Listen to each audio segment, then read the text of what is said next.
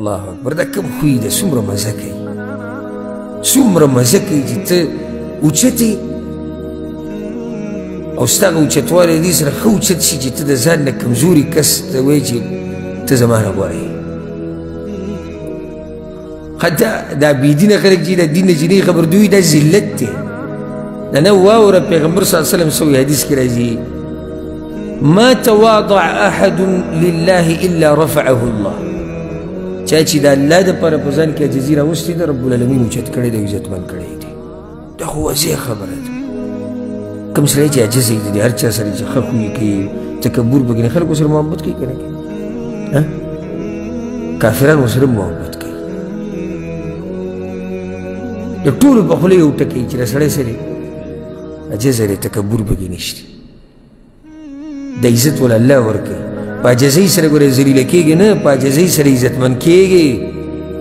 ښه درنېږي ستا په مال به څوک څه وکړي او ستا په شهرت او په دبدبه به څوک څه وکړي چې تا کې اخلاق نه تا کې عاجزي نه ځان سره د هر څه جیب کې کېده د پیغمبر صلی الله علیه وسلم نه په دې مخلوق کې زیات عزتمند تاسو څوک معلوم دی الله اکبر حدیث کې راځي انس بن مالک رضی الله عنه وایي او دا حدیث په صحیح بخاري کې دی وی پیغمبر صلی الله علیه وسلم په مسجد نبوي کې ناست و ملګرو سره ناست څوک دی پیغمبر صلی الله علیه وسلم چا سره صحابه کرامو سره په مخلوقاتو کې اوچت مخلوق ناست دی د هغه مخلوق سره ناست دی چې هغه پیغمبرانو پسې اوچت خلک دي او څومره اوچت مجلس دی وی په مدینه کې یوه ښځه وه د دماغ یې لږ خراب وی مشهوره وه په مدینه کې لکه علاقه کې کلي کې کله یو سړي دماغ خراب وي یو زنانه هغه مشهور شي چې پلانې لیونې مدینه کې هم داسې یو وینځه وه چې د هغې دماغ خراب یو روایت کې راځي داسې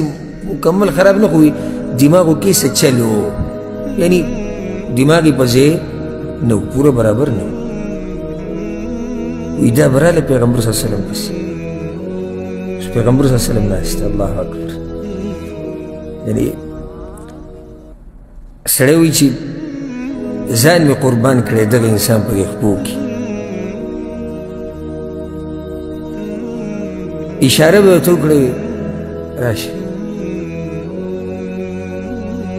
پیغمبر صلی الله علیه وسلم به مسکی شو ملګرو ته به وکتو وایي زه راځم داسې وایي لتأخذ بيد النبي صلى الله عليه وسلم بیا به پیغمبر صلی الله علیه وسلم د لاس نه ونیو فتنطلق به حيث شاءت بس بیا به پیغمبر صلی الله علیه وسلم ورسره روان هغه به روان کړم وایي زه درته خبره کوم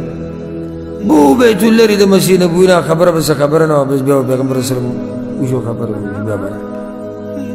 جومات ته به راننوتو مسکی هغه زړه هولوي نه شو ماته ویل هغه وایي زه خبره کوم دې ته وایي اوچت انسان